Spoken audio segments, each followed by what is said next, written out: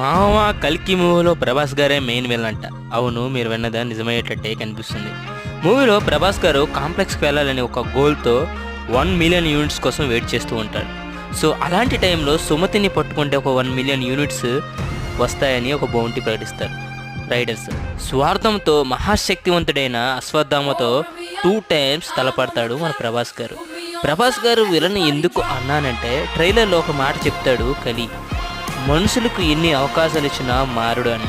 అంటే ఇక్కడ సుమతి కడుపులో కల్కి పుడతాడు అని తెలిసినా కూడా ప్రభాస్ గారు తన స్వార్థంతో కాంప్లెక్స్కి వెళ్ళాలని భైరవ రైడర్స్తో ఉంటాడు.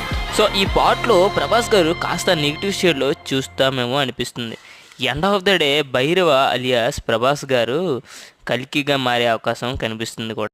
మరి మీకేమనిపిస్తుందో కింద కామెంట్ చేయండి. ఇలాంటి ఇంట్రెస్టింగ్ వీడియోస్ కోసం మన ఛానల్ సబ్స్క్రైబ్ చేయండి, షేర్ చేయండి అండ్ లైక్ చేయండి. Thank you.